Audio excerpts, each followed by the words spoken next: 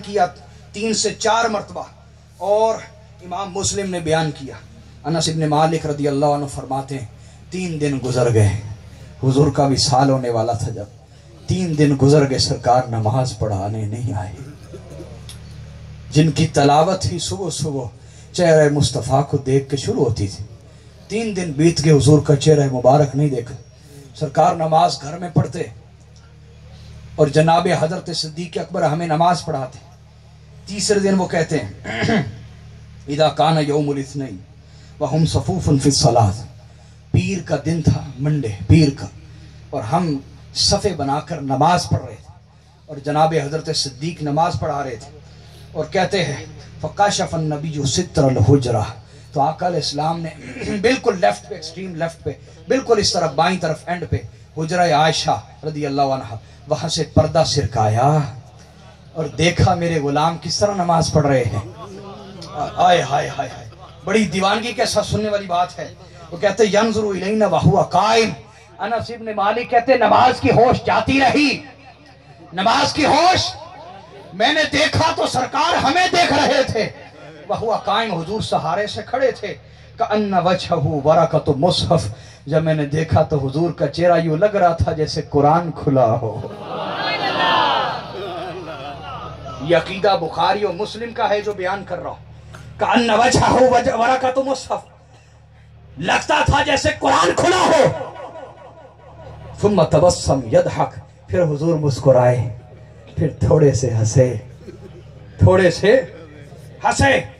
فہممنا ان نفتتن من الفرح برؤیت النبی، جب سرکار مسکرائے تو ہماری جان میں جان آئی، ہوش چلا گیا کہ نماز پڑھ رہے، اور ایک روایت میں انس ابن مالک کہتے جب سرکار ہنسے ہوش جاتا رہا کہ نماز پڑھ رہے ہیں، کئی صحابہ عشق اور وجد کے اندر آ کے رقص کرنے لگ گئے، اچھلنے لگ گئے، اچھلنے، یہ حدیث کے الفاظ، اچھلنے لگ گئے کہ سرکار نے ہمیں دیکھا، اور 3 دن کے بعد حضور نے زیارت کروائی، نماز کی حالت میں اچھلنے لگ گئے۔ وہ کہتے فناکس ابو بکر علی عقبیہ، یہ مقتدیوں کا حال ہے، امام کا یہ حال کہ حضرت صدیق اکبر نے مصلی ہی چھوڑ دیا، مصلی ہی چھوڑ کے پیچھے ہو، جماعت ہو رہی ہے مصلی پہ امام نہیں، کیوں؟ کیونکہ انہوں نے اپنا امام عشق مصطفیٰ کو بنا دیا ہے۔ تیرا شوق گر نہ ہو میری نماز کا امام، اقبال رحمہ اللہ نے فرمایا تیرا شوق گر نہ ہو میری نماز کا امام، میرا قیام بھی حجاب، میرا سجود بھی حجاب، پردہ ہے، پھر نمازیں بھی پردہ ہی لائیں گی اگر امام عشق مصطفیٰ کو نہ بنایا جائے صلی اللہ علیہ وسلم۔ حاضرین محترم، آگے لمبی حدیث ہے، مختصر کر رہا ہوں۔ تو آقا علیہ السلام کا عشق یہ تقاضا ہے عقیدہ رسالت کا۔ اسی طرح حضور کا کثرت سے ذکر کرنا جو ہم میلاد کی محافل قائم کرتے ہیں، وہ عقیدہ رسالت کا تقاضا ہے کہ یہ اللہ کی سنت ہے۔ اللہ نے فرمایا وَرَفَعْنَا لَكَ ذِكْرَكَ، حبیب آپ کی خاطر ہم نے آپ کے ذکر کو بلند کر دیا ہے۔ تو یہ اللہ کی سنت کی اتباع میں ہم آقا علیہ السلام کے ذکر کے لیے محافل سجاتے ہیں، اور وہ سجانا عقیدہ رسالت کا تقاضا ہے۔ عقیدہ رسالت کا بولیے تقاضا، اور حضور پر کثرت سے درود و سلام بھیجنا یہ عقیدہ رسالت کا تقاضا ہے۔ حضرت عبداللہ ابن عباس فرماتے ہیں اللہ نے کسی نبی پر درود بھیجنا ان کی امت کے لیے واجب نہیں کیا، یہ شان تمام نبیوں میں اللہ نے صرف اپنے حبیب مصطفیٰ کو عطا فرمائی، حضور پہ درود و سلام بھیجنا۔ ان اللہ و ملائکتہ یصلون علی النبی، تو اللہ خود درود بھیجتا ہے ذات مصطفیٰ پر، ہمیں بھی چاہیے کہ دن رات حضور پر درود و سلام کا نذرانہ پیش کریں۔ حضرت محترم، عقیدہ رسالت کا آخری تقاضا جس کو میں ڈسکس کروں گا، اختتام کی طرف چلیں گے، وہ ہے آقا علیہ السلام کی ہر نسبت کا احترام اور ادب۔ حضور علیہ السلام کی بولی ہر نسبت کا احترام اور، ہم اہل سنت ہیں اور ہمارا عقیدہ عشق اہل بیت اور تعظیم صحابہ ہے۔ بولیے عشق اہل بیت، اور ہم اس سے نہ کبھی ہٹیں گے نہ ہٹے ہیں، دائیں بائیں نہیں ہوں گے ورنہ رافضیت اور ناصبیت ہے۔ لیکن افسوس کے ساتھ ہمارے سینوں سے ان نسبتوں کا احترام نکالا جا رہا ہے، کہیں سیدہ پاک کی گستاخی کی جا رہی ہے تو کہیں حضرت صدیق اکبر کی گستاخی کی جا رہی ہے۔ ہمارے ایمان آزمائش میں ہیں، آزمائش میں ہیں، بہت بڑی آزمائش ہے۔ اور جو عمل ہوا وہ سیدہ پاک کی گستاخی، وہ تو رد عمل ہوا نا، شروعات یہاں سے ہوئی۔ حاضرین محترم، ہمیں آج اس جلسہ عرس میں یہ طے کرنا ہوگا کہ لاکھ فتنے اٹھے، مذہبی فرقہ پرستی ہو، دڑے بازی ہو، لیکن یا اللہ تو گواہ رہنا، ہم کل بھی سیدہ زہرا کے گھر کے نوکر تھے اور ہم آج بھی سیدہ زہرا کے گھر کے نوکر ہیں، اور ہم نسل در نسل ان کے گھر کے غلام ہیں۔ ہماری اولادیں، نسلیں سیدہ کی نوکر اور غلام ہوں، اور ہماری میراث کل بھی عشق علی تھا، اور ہماری میراث آج بھی عشق علی ہے۔ آج بھی بولیے عشق علی، یہ ہماری میراث ہے۔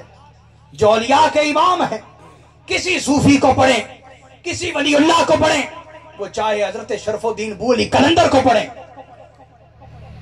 وہ چاہے آپ حضرت شیخ شہاب الدین سہروردی کو پڑھیں، کسی صوفی کی شاعری اٹھا لیں، ابیات اٹھا لیں، آپ پڑھیں، اس کی گفتگو کا آغاز و اختتام یہ اللہ کے عشق سے ہوتا ہے، یہ علی کے عشق سے ہوتا ہے۔ اور یہ کیوں نہ ہو کہ میرے آقا نے فرمایا جاگ کے بیٹھنا ہے، مومن کی علامت ہے نا۔ یہ کیوں نہ ہو، آقا نے فرمایا ہے الناس من شجرۃ شتیٰ وانا وعلی من شجرۃ واحد۔ آقا نے فرمایا لوگ مختلف شجروں سے ہیں اور میں اور علی ایک شجر سے ہیں۔ آقا نے فرمایا علی جو منی وانا من ہو، علی مجھ سے ہے اور میں علی سے ہوں۔ نہیں اس طرح نہیں سنتا۔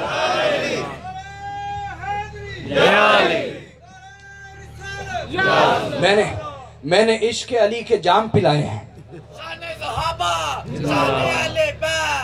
آقا نے فرمایا علی منی وانا من ہو، علی مجھ سے اور میں، آئے ہائے ہائے، علی مجھ سے ہے، یعنی علی کا سارا مقام مجھ سے ہے، اور میرے دین کی بقا علی کی ذات سے ہے۔ نہیں سمجھے؟ احد کا میدان دیکھیں تو علی نظر آتے ہیں، بدر کا میدان دیکھیں تو علی نظر آتے ہیں، خیبر کا میدان ہو تو آقا فرماتے ہیں 40 دن گزر گئے، کلا فتح نہیں ہوا، لَأُعْطِيَنَّ الرَّایَةَ رَجُلًا غَدًا يُحِبُّ اللَّهَ وَرَسُولَهُ وَيُحِبُّهُ اللَّهُ وَرَسُولَهُ۔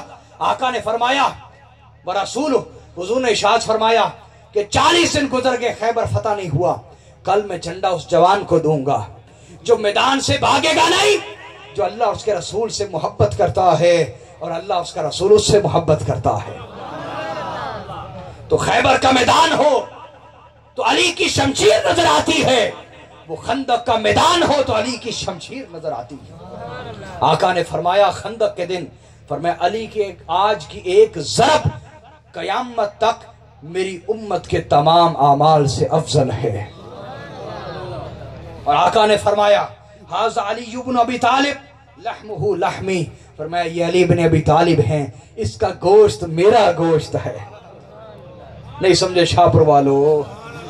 لحمہ لحمی، اس کا گوشت میرا گوشت ہے، وَدَمُهُ دمی، اس کا خون میرا خون ہے۔ یہ عشق کیوں نہ سینوں میں ہو کہ آقا نے فرمایا ان اللہ اوحا الیہ فی علی ثلاثہ، آقا نے فرمایا اللہ نے مجھے وحی کی لیلۃ اسری بی، معراج کی رات، معراج کی رات اللہ نے مجھے وحی کی۔ اللہ نے فرمایا کہ ہم نے علی کو 3 شانیں عطا فرمائی ہیں جو کسی اور کو نہیں ملی۔ معراج کی رات ملاقات ہے خدا کی مصطفیٰ کی، اور بات چل رہی ہے علی المرتضیٰ کی۔ ہائے ہائے ہائے ہائے،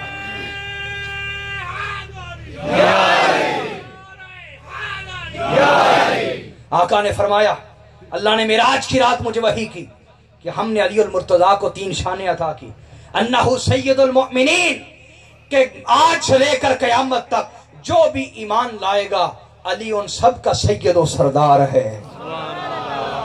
علی کی سیادت جب صحابہ کرام تسلیم کرے تو آج سینوں میں تسلیم کرنے کی قوت کیوں نہیں پیدا ہو رہی؟ اور آقا نے فرمایا وا امام المتقین، جو بھی میری امت میں متقی ہے علی اس کا امام ہے۔ نہیں بھئی نہیں، اس طرح نہیں، اونچا بولیں، علی اس کا امام ہے۔ اور فرمایا وقائد الغر المحجلین، اور قیامت کے دن جس جس کا بھی چہرہ نورانی ہوگا علی سب کا قائد اور رہنما ہے۔ علی سب کا قائد اور علی سب کا قائد اور بولیے نا، ہمارا رہنما علی ہے، ہمارا رہنما ہمارا رہنما ہم وہ سبحان اللہ۔ حضور فرما رہے سارے سونے منہ والے آندہ امام علی ہے، سارے آندہ قائد علی۔ اب غور کر لیں، جس نے اس دنیا میں علی کو امام اور قائد نہیں بنایا، وہ کس برادری میں شامل ہونا چاہ رہا ہے؟ اسے گھر بیٹھ کے ضد میں نہ آئیں۔ بعض لوگوں کو سادات سے ضد ہوتی، مولویوں کے پاس بیٹھتے ہیں نا، مولوی کی روٹی بند ہوتی ہے، اگر سید کا ڈیرا اور آستانہ چلے تو وہ کام کرتا رہتا، اپنا نفرت اور بغض پھیلاتا رہتا۔ تو اگر کسی پہ اثر ہو گیا ہے، گھر جا کے تسلی کے ساتھ بیٹھے اور سوچے کہ کل قیامت والے دن وہاں جنت میں سرداری آقا فرماتے ہیں، حضور فرماتے ہیں جنت کے سردار میں ہوں، میرے چچا حمزہ ہے، میرا بھائی علی ہے، میرا بھائی جعفر ہے، اور میرے بیٹے حسن و حسین ہیں۔ یہ ابن ماجہ کی روایت ہے۔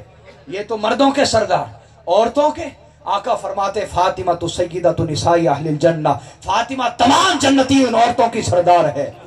بھئی مرد ہو تو یہ سردار، عورت ہو تو یہ سردار، تو پھر کہاں رشوت لے کے جنت جانا چاہتے ہو؟ اللہ ہدایت عطا فرمائے، اصلاح فرمائے۔ وہاں رشوت چلنے والی قرآن ہے جس کا مفہوم میں بیان کر رہا ہوں۔ لا ترضی نفس، قرآن نے کہا کوئی رشوت نہیں چلے گی، کوئی کسی کے بدلے میں نہیں جائے گا، نہ مال کے بدلے نہ جان کے بدلے۔ تو ہم یہ عشق کیوں نہ کریں کہ میرے آقا نے خود فرمایا، اور یہ عقیدہ حضرت صدیق اکبر نے عطا فرمایا ہے، اور حضرت عائشہ صدیقہ نے عطا فرمایا۔ ہم سے کہتے ہیں بار بار ذکر علی کسی محفل میں کیوں کرتے ہو؟ ہم کہتے ہیں بھائی عشق جو ان سے ہے، اور دیوانہ اور کیا کرے، دیوانہ اور کیا کرے، وہ موضوع کوئی بھی چھیڑے گا بات محبوب لیول پہ لے جاتا ہے، اس کا موضوع کوئی بھی ہو بات محبوب پہ چلی جاتی ہے۔ دیوانہ اور کیا کرے، علی کا دیوانہ اور کیا کرے؟ تو پہلی تو یہ وجہ، ذکر علی کیوں کرتے ہو؟ بھائی ہم عقیدے کے صدیقی ہیں، عقیدے کے بولیے، یہ حضرت صدیق اکبر نے بیان کیا۔ حضرت عائشہ صدیقہ نے پوچھا ابا جان، جب آپ صحابہ کے درمیان بیٹھے ہوتے ہیں کسی اور کو نہیں دیکھتے، نہ نیچے نہ اوپر، نہ دائیں نہ بائیں، چہرے علی پر نظر رکھتے ہیں، وجہ کیا ہے؟ تو حضرت صدیق اکبر نے فرمایا عائشہ میں نے آقا کو فرماتے ہوئے سنا ہے النظر الی وجہ علی کی عبادت، کہ علی کے چہرے کو بھی دیکھنا عبادت ہے۔ تو حضرت عائشہ صدیقہ سے پوچھا گیا جو مولا علی کا چہرہ دیکھے ان کی تو عبادت، جو مولا علی جا رہے ہوں پیچھے سے دیکھیں تو پھر کہا حضور نے وہ بھی فرمایا ہے النظر الی علی جن عبادت، علی کو آگے سے دیکھو تب بھی عبادت، پیچھے سے دیکھو تب بھی عبادت ہے۔ اور حضرت عائشہ صدیقہ سے ہم پوچھتے ہیں اماں جان وہ تو جنہوں نے دیکھا، نصیبوں والوں نے دیکھا، ہم کیا کریں؟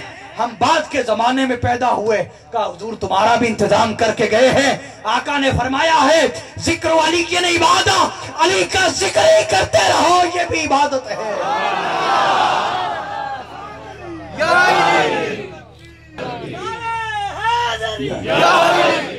حضرت محترم آخری حدیث مولا علی کے متعلق پیش کیوں نہ عشق کریں جن کے بارے آقا نے فرمایا غدیر خم کا مقام ہے۔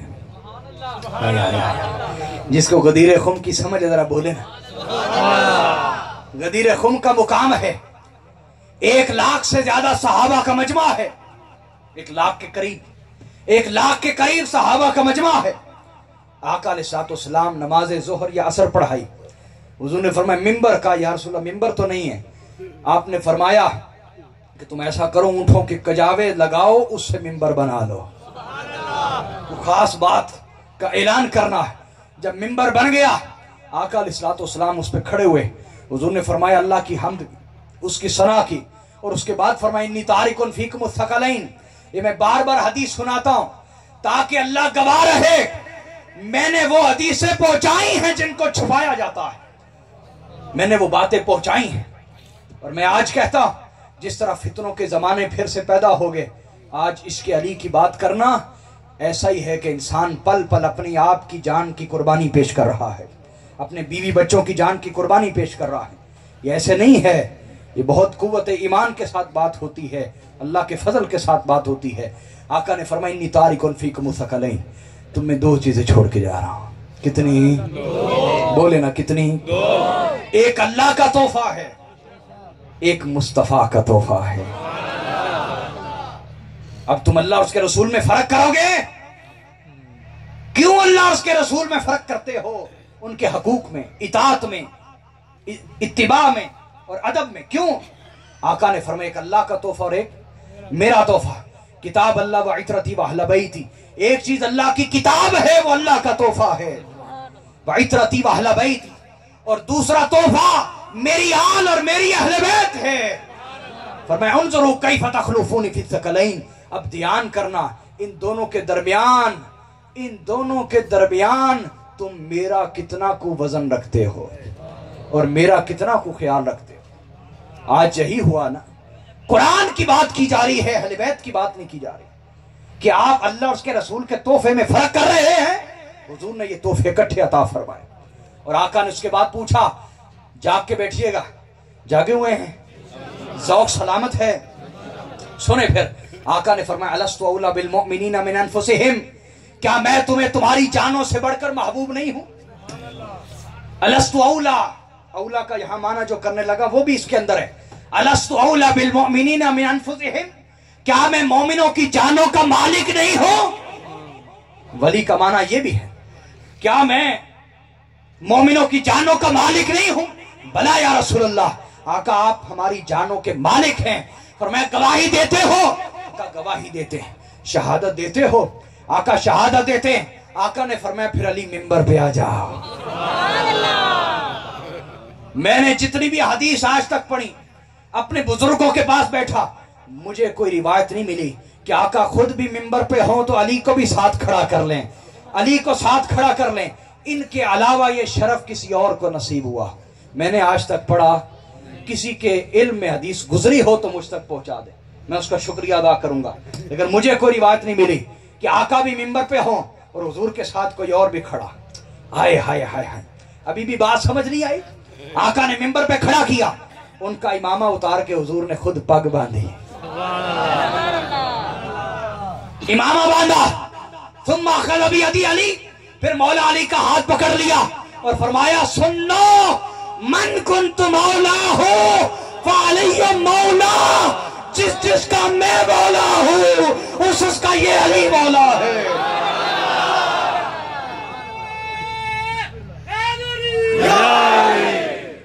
حضرت محترم، عشق علی سینوں میں سلامت رہے، اور میرے آقا نے فرمایا لا تسبوا صحابی، میرے صحابہ کو گالی نہ دو، میرے صحابہ کو گالی، اور ان میں سے کسی کی ذات کو نشانہ مت بناؤ، ان میں سے کسی کی ذات کو نشانہ۔ فرمایا اگر تم میں سے بعد والے آنے والے احد پہاڑ کے برابر بھی سونا خیرات کریں اور میرا صحابی مٹھی بھر جوں اللہ کی راہ میں خیرات کر دے، تب بھی تمہارے احد پہاڑ سونے سے بڑھ کر اس کا اجر ہے۔ میرے صحابہ کو گالی نہ دو، تو تعظیم صحابہ ہمارا ایمان ہے اور عشق اہل بیت ہمارا ایمان ہے۔ حاضرین محترم، اختتام کلام کی طرف آتا ہوں۔ اللہ کا شکر، اس کا فضل، اس کی توفیق کہ ہم سب عرس پاک کی تقریب میں جمع ہیں۔ سب حاضرین کا شکریہ ادا کرتا ہوں۔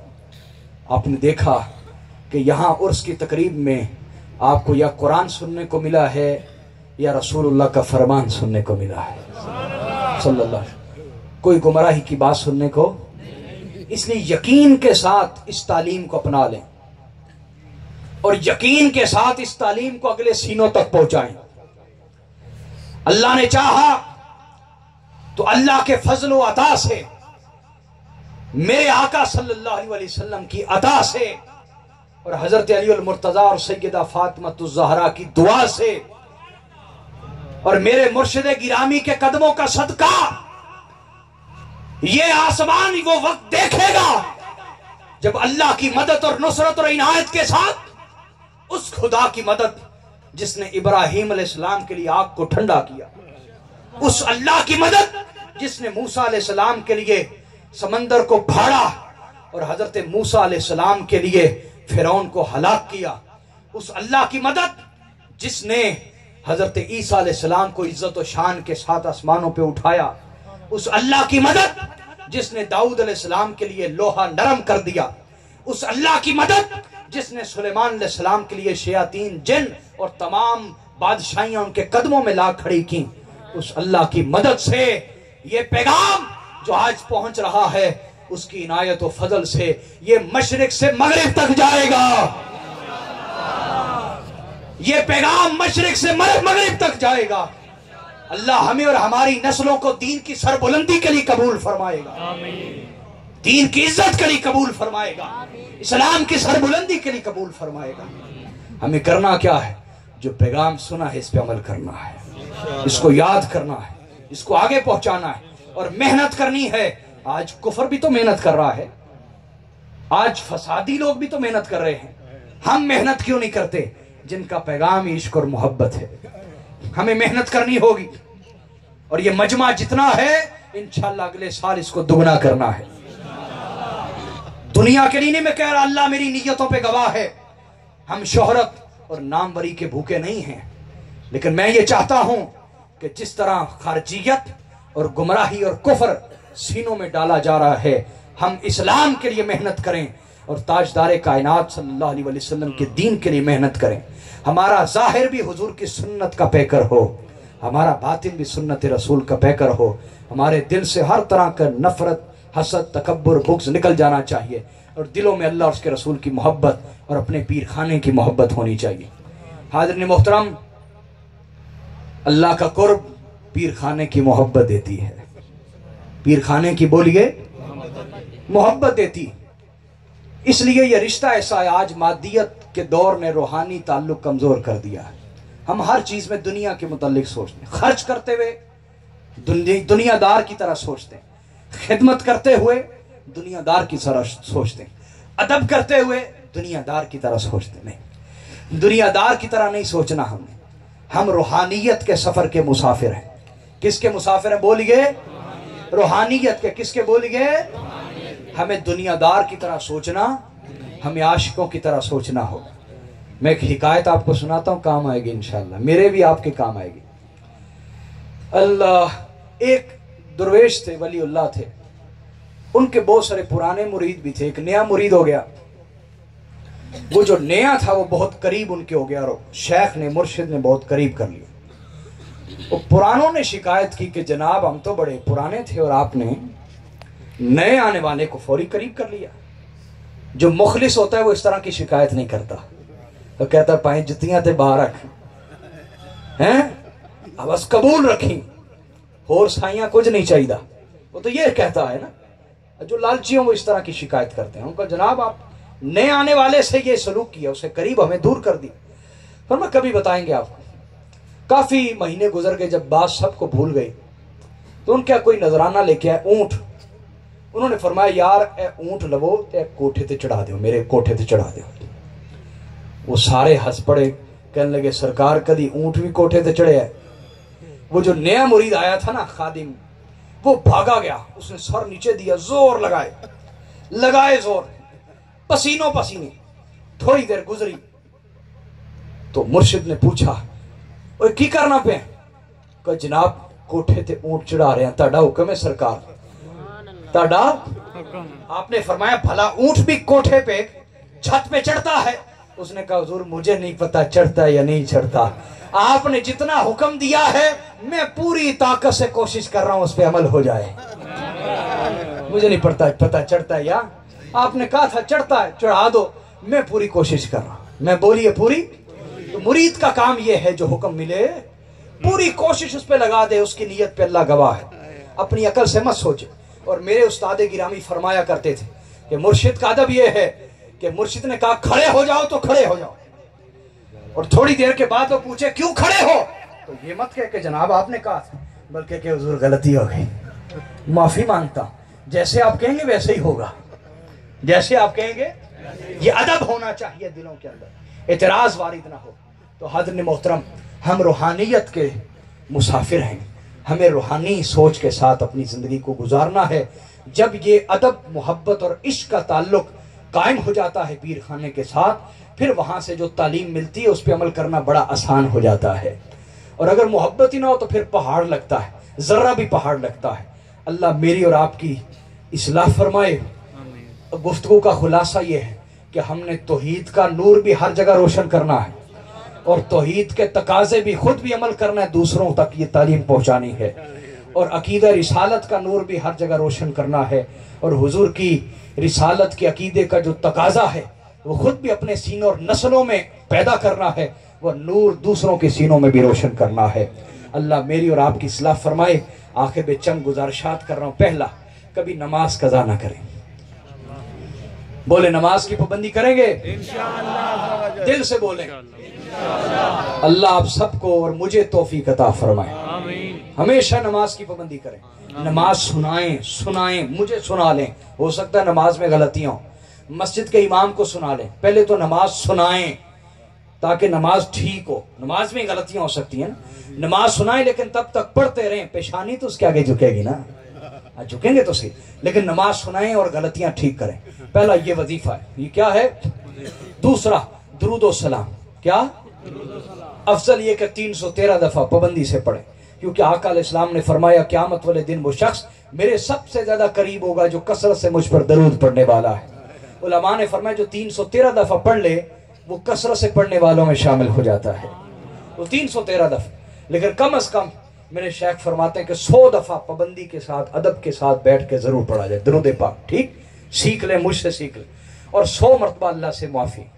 अरबी का तर्जमा सही ज़हन में है तो अस्तग़फिरुल्लाहल अज़ीम अल्लज़ी ला इलाहा इल्ला हु अल हय्युल क़य्यूम व अतूबु इलैह। ये तर्जमा सही तरह नहीं बैठता, या अरबी पढ़ते हुए कोई कैफियत नहीं बनती, तो इसका माना आप अजमी है, समझ नहीं आ रही, तो फिर इस तरह पढ़ते हैं। पढ़े मेरे साथ, मैं अजमत वाले अल्लाह से माफी मांगता हूँ, मैं अजमत वाले अल्लाह से माफी मांगता हूँ, मैं अजमत वाले अल्लाह से माफी मांगता हूँ। याद रहेगा 100 मरतबा ये अदब के साथ बैठ के अल्लाह से माफ़ी मांग लें। अल्लाह मेरी और आपकी इस्लाह फरमाए, हमेशा अखलाक अच्छे रखें, कभी आपकी बद अखलाकी की शिकायत ना आए, बदतमीज़ी की शिकायत ना आए, बीवी के साथ भी, बच्चों के साथ भी, माँ बाप के साथ भी, रिश्तेदारों के साथ भी हमेशा अच्छा सलूक करें। सहाबा ने पूछा या रसूलल्लाह कैसे पता चलेगा हम नेक हैं? फरमाया जब तुम्हारे हमसाए गवाही दे तुम नेक हो। दूर के मोहल्ले के आके तुम्हें वलीउल्लाह भी कहें तो तुम कुछ भी नहीं हो अल्लाह की नजर में। मेरे दादा वो पीर थे जिनको इलाके के लोग पीर कहते थे, मेरे ताया वो पीर थे जिनको इलाके के लोग पीर कहते थे। आज लोग वो पीर बने जिनको इलाके के लोग लानत करते। लिहाजा को फर्क तो होना चाहिए नजर में, क्या नहीं बोलिए। तो इसलिए मेरे भाइयों, ये मैंने आपसे अर्ज की, अखलाक अच्छे रखें, अखलाक अच्छे रखें, कभी आपकी बद अखलाकी की शिकायत ना आए, न हमसायों से, न बीवी से, न बच्चों से। गुस्से पे काबू रखें, न कभी रहे इजहार हो जाए तो माफ़ी मांग ले, तकब्बुर में ना आए, माफ़ी मांग ले। बेटे से माफ़ी मांग ले, उसे नाजायज़ डांट दिया, शागिर्द से माफ़ी मांग ले, ठीक, मताह से माफ़ी मांग ले, वरना क़यामत वाले दिन बड़ी मुश्किल हो जाएगी। अल्लाह मेरी और आपकी इस्लाह फरमाए, हमारी हाज़री कबूल फरमाए। कोई बशरी तकाज़े के तहत को गलती कोताही हो तो अल्लाह माफ़ फरमाए। वस्सलामु अलैकुम वरहमतुल्लाहि वबरकातुहू।